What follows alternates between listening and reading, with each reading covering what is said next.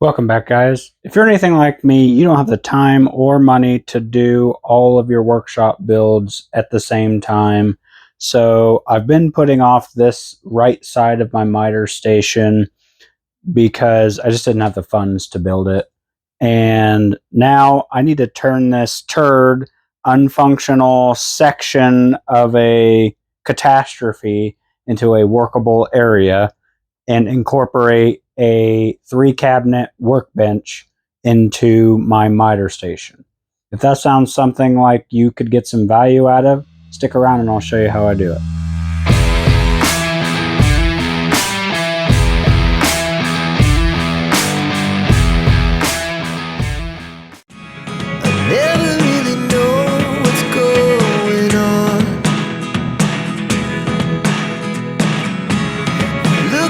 Sometimes like all you want to do is run.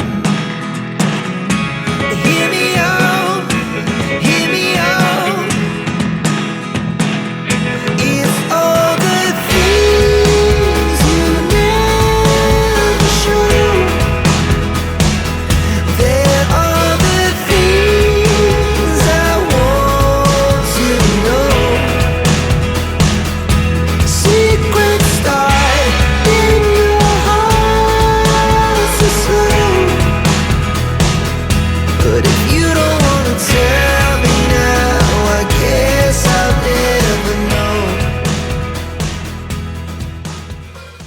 Now that we got that taken apart, I'm going to reuse parts of the frame from the tabletop to make my cabinet base. I like to do the cabinet base first because I can put that down, get it nice and level, do all my level work with this small little frame, and then once I get that level and secured down, then I just have to set my cabinet boxes on top of them, and I don't have to worry about individually or as a group trying to level and plumb my cabinet boxes to my other cabinets. I can use the base frame to take care of that for me. All right, so let's start trimming these boards down and get us a frame. The total size of my cabinet box is going to be somewhere around 74 inches wide by 24 inches deep. I am going to undercut all of this frame so that I can have about a 3.5 inch toe kick area underneath the cabinet box.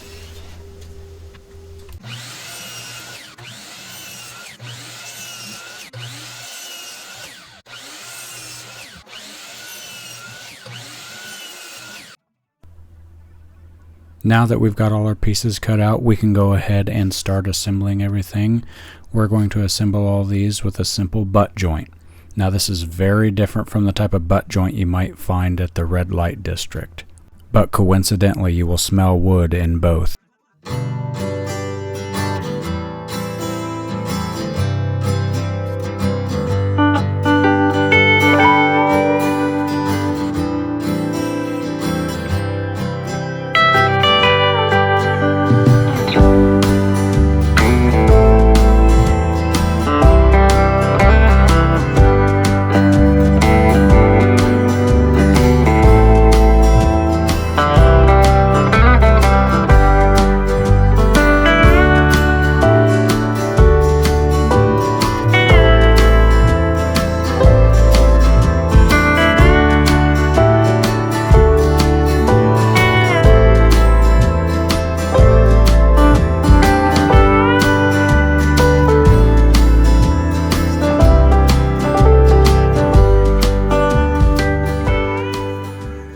All right, so we got the frame built. Because the concrete that's in here is not completely level, I did shorten this down to 3 inches wide. Down at the far end of my bench, it starts at 3.5, and by the time we get to the end of this run, it needs to be 3 inches, otherwise it'll be too tall, or the bench won't be level. So what we're going to do is we're going to attach this end down here directly to the baseboard or base frame below the saw cabinet. And flush that up so that it starts at the same height, and then we can start working our way this direction towards me and take it and level the front and back and left to right as we come down towards the end until we get it all level. I'm just going to use some generic wooden shims here to shim everything up to where it needs to be. I'm using them starting here at this end so I can get that side exactly where it needs to be before I screw it in and start working our way to the right. I will confess here, I did come back and have to redo this a little bit because I had it a little lower than it needed to be.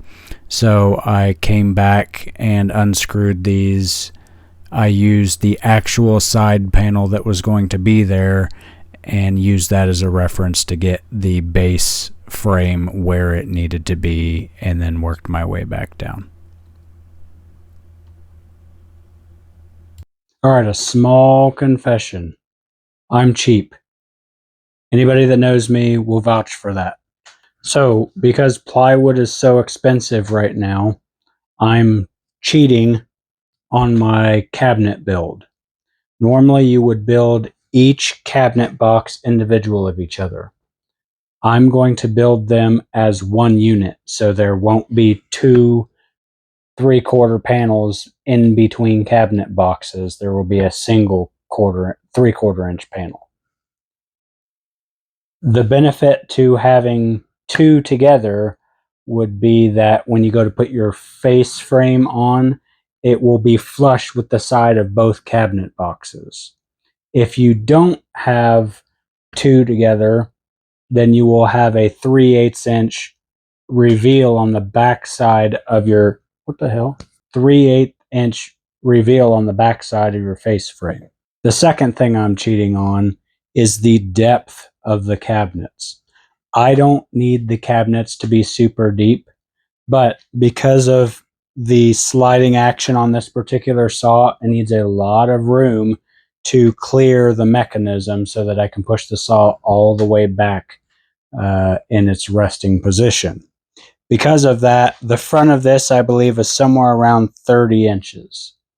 I believe the front of the saw bed here is about 27 inches. That's where I'm targeting.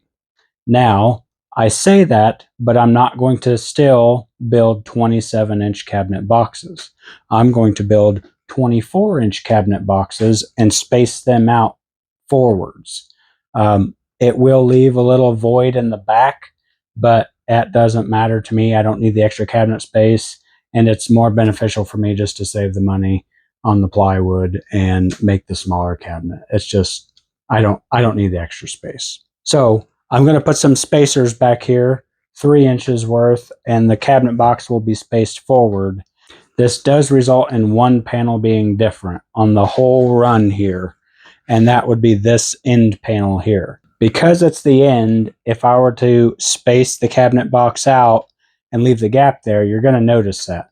So on the very end panel, instead of trying to put a trim board on the back, I'm going to... I couldn't articulate what I was trying to say here. I just extended the cabinet side all the way to the back wall, and then that avoids me having to put a trim board on the back to cover the gap that would have been left from the spacing.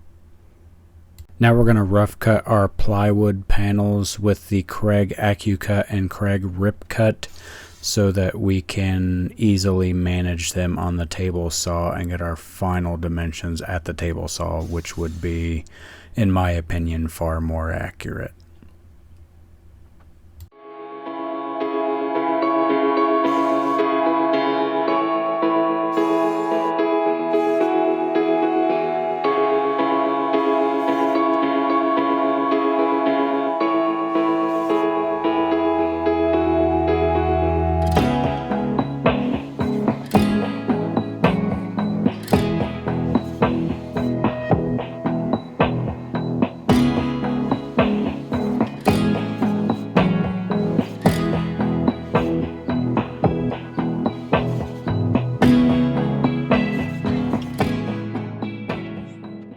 Now we're just going to install these backer boards here real quick. I'm just going to use one vertical 2x4 and then a couple small sections of 2x6 to give me a good amount of surface area to screw the back of my cabinet into when I'm ready to mount it. Now we're just putting some pocket holes under the bottom panels for the cabinet boxes. I did end up cutting some footage because the video is already getting fairly long, but I did cut some support pieces for the top and the back of the cabinet as nailer strips and strips to support the countertop off camera, and I did pocket hole those as well so they could attach easily. Now it's time to start the fun part. We can start assembling the cabinet box here. Again, we are using pocket holes to attach everything. I'm going to use this pocket hole clamp from Craig to hold everything together while I'm getting started. This is only useful on the first couple of panels and half of every other panel you do, because once you get two panels next to each other, there's nothing to clamp against. So I am going to use it here just to make things a little easier getting started. But if you don't have one of these clamps, you can simply hold it in place or use a long regular clamp to kind of hold it in place until you get a couple of your screws set. And after we get that one side done, we can move on to putting the second side onto that box. And now we just need to repeat that 2 times.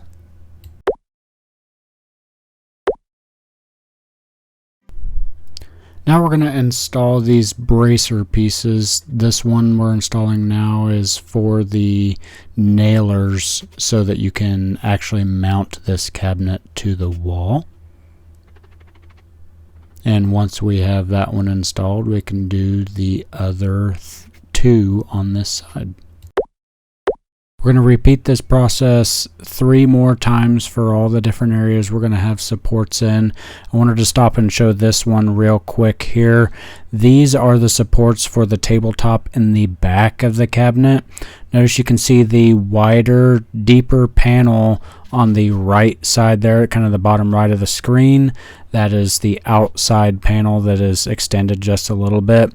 These top support panels in the back for the countertop are actually going to extend up and over those rear nailer boards that are on the wall right now.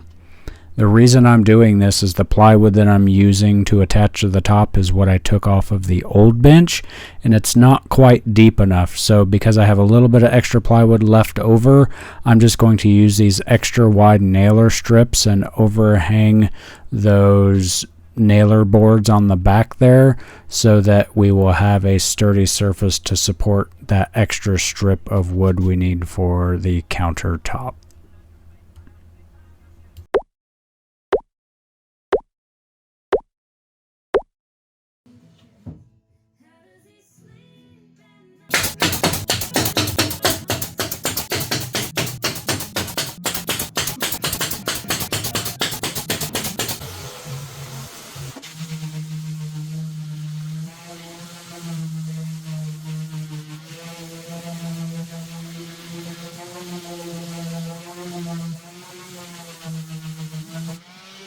So obviously I need some practice on the pole saw. That didn't work out so well.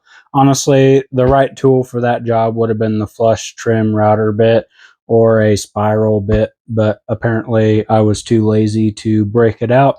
So learn from my mistake. Don't be lazy. Get the right tool.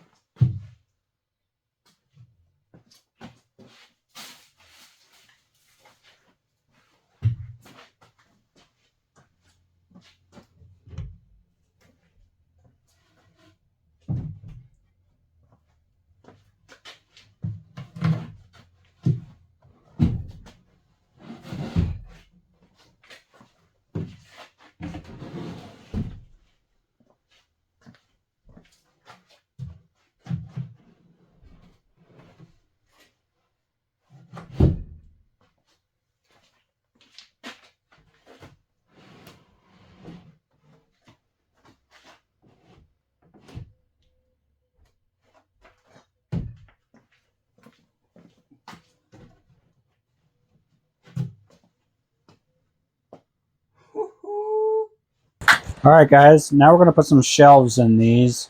I am still kind of flip-flopping on whether or not I want there to be drawers or not in this. But for now, just so I can use the space, I'm going to put a shelf in each one of these cabinet boxes. So we're going to do a basic shelf in each of these cabinet boxes. And so that I can easily remove it later on, we're just going to put it in with a few shelf pins. All that's left now is to install the shelf pins, install these shelves, put the countertop on, and set everything back up. And for anybody wondering, the cabinet doors or drawers, whatever it ends up being, will be done in a separate video when I do all of the cabinets and drawers for the workshop. I never really know what's going on. Look at me sometimes like all you want to do is run. Hear me out, hear me out. It's all the things you never show. There are the things I want to know. Secrets start in your heart so slow. But if you don't wanna tell me now, I guess I'll never know. Losing almost all my energy. It's getting hard to talk to you, and I'm the only one who speaks. It's all the things you There we go, guys. It's all done. I think it turned out pretty well. I'm very happy with the way it looks. I still need to do the face frame and stuff, but it looks pretty good. I did have to kind of piecemeal the top together, and that's just me trying to save a couple dollars. This shelf over here does stick out about 3/4 of an inch further than the other two, and that's just because I had to put an extra bracer board back there, so I wasn't able to push the shelf all the way back to the back panel. It got stopped up by that extra bracer board there. So hopefully I was able to give you some ideas on how you can build your own cabinets or other projects you might be able to create with the techniques we learned today. If you got some value out of this, give it a thumbs up, subscribe if you like, and I'll catch you on the next one.